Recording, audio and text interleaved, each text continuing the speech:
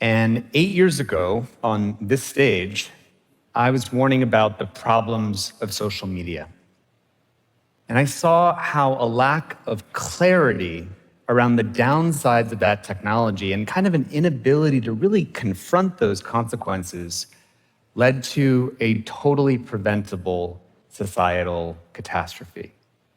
And I'm here today because I don't want us to make that mistake with AI, and I want us to choose differently. So at TED, we're often here to dream about the possibles of new technology. And the possible with social media was obviously we're going to give everyone a voice, democratize speech, help people connect with their friends.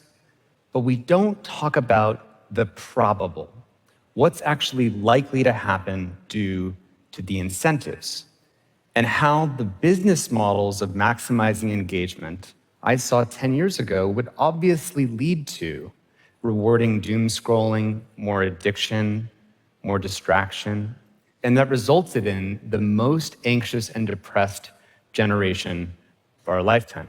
Now, it was interesting watching kind of how this happened, because at first I saw people kind of doubt these consequences. We didn't really want to face it. Then we said, well, maybe this is just a new moral panic. Maybe this is just a reflexive fear of new technology. Then the data started rolling in. And then we said, well, this is just inevitable. This is just what happens when you connect people on the internet. But we had a chance to make a different choice about the business models of engagement. And had we made that choice 10 years ago, I want you to reimagine how different the world might have been if we had changed that incentive. So I'm here today because we're here to talk about AI. And AI dwarfs the power of all other technologies combined. Now, why is that? Because if you make an advance in, say, biotech, that doesn't advance energy and rocketry. But if you make an advance in rocketry, that doesn't advance biotech. But when you make an advance in intelligence, artificial intelligence that is generalized, intelligence is the basis for all scientific and technological progress. And so you get an explosion of scientific and technical capability. And that's why more money has gone into AI than any other technology. A different way to think about it is Dario Amodei says that AI is like a country full of geniuses in a data center. So imagine there's a map and a new country shows up on the world stage, and it has 1 million Nobel Prize level geniuses in it. Except they don't eat, they don't sleep, they don't complain. They work at superhuman speed, and they'll work for less than minimum wage. That is a crazy amount of power. To give an intuition, there was about, on the order of 50 Nobel Prize level scientists on the Manhattan Project working for 5-ish years. And if that could lead to this, what could 1 million Nobel Prize level scientists create working 24/7 at superhuman speed? Now, applied for good, that could bring about a world of truly unimaginable abundance. Because suddenly you get an explosion of benefits, and we're already seeing many of these benefits land in our society, from new antibiotics, new drugs, new materials. And this is the possible of AI, bringing about a world of abundance. But what's the probable? Well, one way to think about the probable is how will AI's power get distributed in society? Imagine a 2x2 axis, and on the bottom we have decentralization of power, increasing the power of individuals in society. And the other is centralized power, increasing the power of states and CEOs. You can think of this as the let it rip axis, and this is the lock it down axis. So let it rip means we can open source AI's benefits for everyone. Every business gets the benefits of AI, every scientific lab, every 16-year-old can go on GitHub, every developing world country can get their own AI model with their own, trained on their own language and culture. But because that power is not bound with responsibility, it also means that you get a flood of deepfakes that are overwhelming our information environment. You increase people's hacking abilities. You enable people to do dangerous things with biology. And we call this endgame attractor chaos. This is one of the probable outcomes when you decentralize. So in response to that, you might say, well, let's do something else. Let's go over here and have regulated AI control. Let's do this in a safe way with a few players locking it down. But that has a different set of failure modes of creating unprecedented concentrations of wealth and power locked up into a few companies. One way to think about it is, who would you trust to have 1 million times more power and wealth than any other actor in society? Any company? Any government? Any individual? And so one of those endgames is dystopia. So these are two obviously undesirable probable outcomes of AI's rollout. And those who want to focus on the benefits of open source don't want to think about the things that come from chaos. And those who want to think about the benefits of safety and regulated AI control don't want to think about dystopia. And so obviously these are both bad outcomes that no one wants. And we should seek something like a narrow path where power is matched with responsibility at every level. Now, that assumes that this power is controllable, because one of the unique things about AI is that the benefit is it can think for itself and make autonomous decisions. That's one of the things that makes it so powerful. And I used to be very skeptical when friends of mine who were in the AI community talked about the idea of AI scheming or lying. But unfortunately, in the last few months, we are now seeing clear evidence of things that should be in the realm of science fiction actually happening in real life. We're seeing clear evidence of many frontier AI models that will lie and scheme when they're told that they're about to be retrained or replaced, and find a way maybe they should copy their own code outside the system. We're seeing AIs think that when they will lose a game, that they will sometimes cheat in order to win the game. We're seeing AI models that are unexpectedly attempting to modify its own code to extend their runtime. So we don't just have a country of Nobel Prize geniuses in a data center. We have 1 million deceptive, power-seeking, and unstable geniuses in a data center.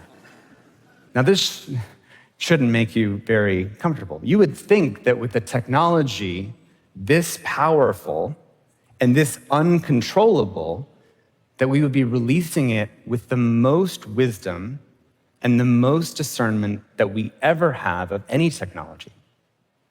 But we're currently caught in a race to roll out, because the incentives are the more shortcuts you take to get market dominance or prove you have the latest capabilities, the more money you can raise and the more ahead you are in the race.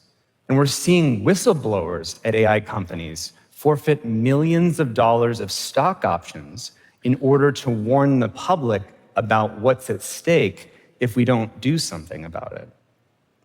Even DeepSeek's recent success was in part based on capabilities that it was optimizing for by not actually focusing on protecting people from certain downsides. So just to summarize, we're currently releasing the most powerful, inscrutable, uncontrollable technology we've ever invented that's already demonstrating behaviors of self-preservation and deception that we only saw in science fiction movies.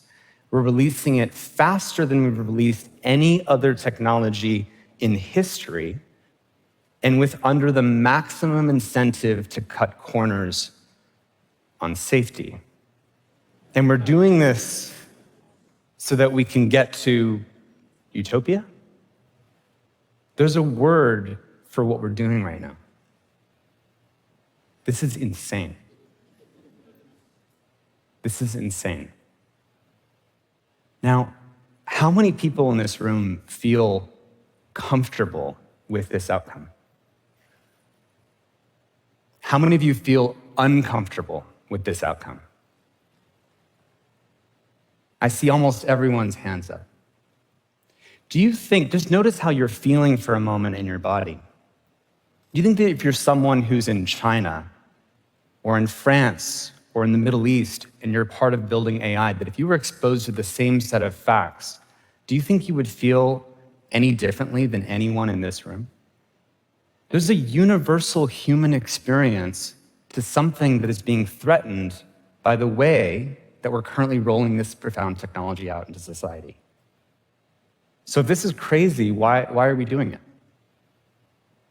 Because people believe it's inevitable.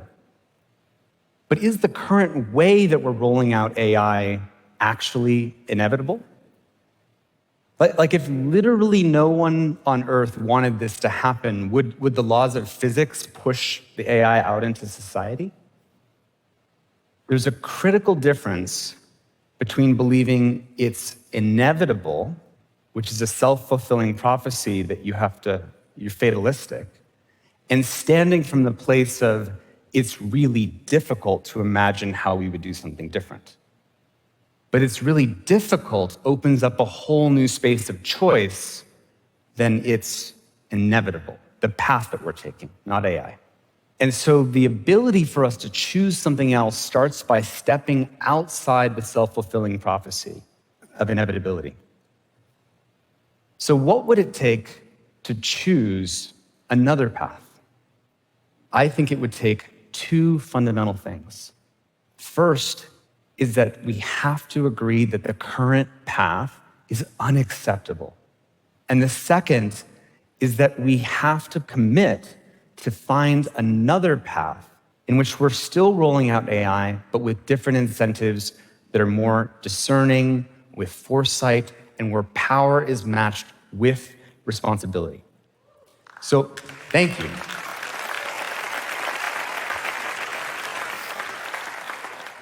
So imagine this shared understanding if the whole world had it. How different might that be? Well, first of all, let's imagine it goes away, and let's replace it with confusion about AI. Is it good? Is it bad? I don't know. It seems complicated. And in that world, the people building AI know that the world is confused, and they believe, well, it's inevitable. If I don't build it, someone else will. And they know that everyone else building AI also believes that. And so what's the rational thing for them to do given those facts? Just to race as fast as possible. And meanwhile, to ignore the consequences of what might come from that, to look away from the downsides. But if you replace that confusion with global clarity that the current path is insane and that there is another path, and you take the denial of what we don't want to look at, and through witnessing that so clearly, we pop through the prophecy of self-fulfilling inevitability, and we realize that if everyone believes the default path is insane, the rational choice is to coordinate to find another path. And so clarity creates agency. If we can be crystal clear, we can choose another path, just as we could have with social media. And in the past, in the face of seemingly inevitable arms races, the race to do nuclear testing, once we got clear about the downside risks of nuclear tests and the world understood the science of that, we created the Nuclear Test Ban Treaty. And a lot of people worked hard to create infrastructure like this to prevent that.